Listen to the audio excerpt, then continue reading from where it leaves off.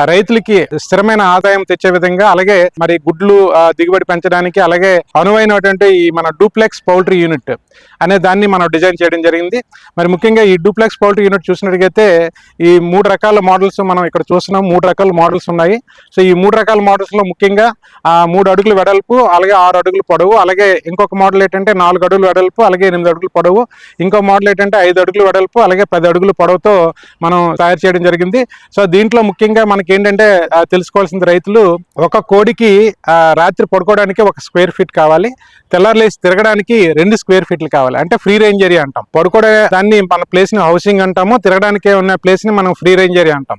So ఈ 2 రకాల ప్లేసుల్ని మనం ఆలోచించేసి, సో దీనికి సరిపడగా మనం ఏం చేసామంటే పడుకోవడానికి అంటే డూప్లెక్స్ మాదిరిగా పైన ఒక డూప్లెక్స్ ఒక రూమ్ లాగా తయారు చేయడం జరిగింది. కింద తిరగడానికి ఫ్రీగా ఒక ఫ్రీ రేంజ్ ఏరియా తయారు చేయడం జరిగింది. సో దీంట్లో ఏంటంటే ఈ ఏదైతే కోళ్ళ తాలూకా రెట్టలు వేస్తూ ఉంటాయి, సో అయితే ఎక్కువ ఆహారం తిని రెట్లు వేస్తుంటాయి కాబట్టి ఈ రెట్ట కూడా మళ్ళీ వాటికి కంటామినేషన్ అవ్వకుండా మళ్ళీ తిరిగి ఆ రెట్టలు పొడుచుకొని తినడం వల్ల అనారోగ్య బారిన పడకుండా చూడడం కోసం ఆ రెట్టలని కిందన పడేటట్టుగా ఎత్తి కూడా చేయడం జరిగింది.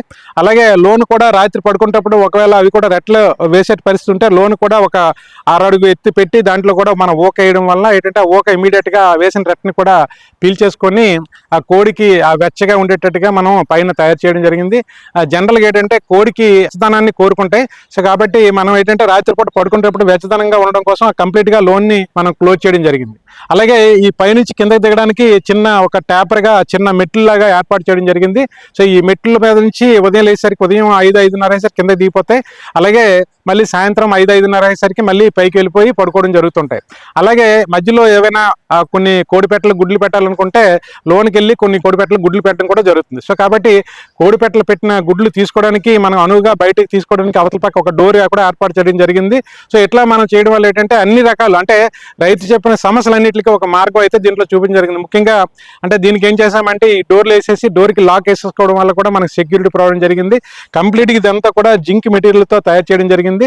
సో సుమారుగా మనం చూసినట్టుగైతే అంటే 3-6 మోడల్ మనకి 15,000 రూపాయల వరకు అవుతుంది. అలాగే 4-8 మోడల్ అయితే మనకి 20-25,000 రూపాయలు ఖర్చు అవుతుంది. అలాగే ఇది 5 అంటే 5 అడుగులు వెడల్పు 10 అడుగులు పొడవు ఉన్న మోడల్ అయితే మనకి సుమారుగా 30-35,000 రూపాయలు ఖర్చు అవుతుంది.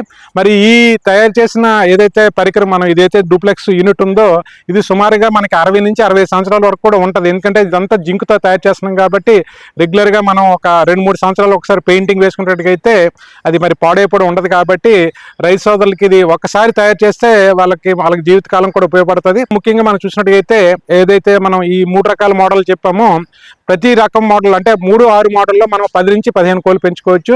అదే 8 అడుగులు 4 అడుగులు వెడల్పు 8 అడుగులు పొడవు దాంట్లో మనం 20-25 కోళ్ళు కూడా పెంచుకోవచ్చు. అలాగే 5 అడుగుల నుంచి 10 అడుగులు పొడవు ఉన్న మోడల్లో మనం అంటే 35-50 కోళ్ళు కూడా పెంచుకోవచ్చు.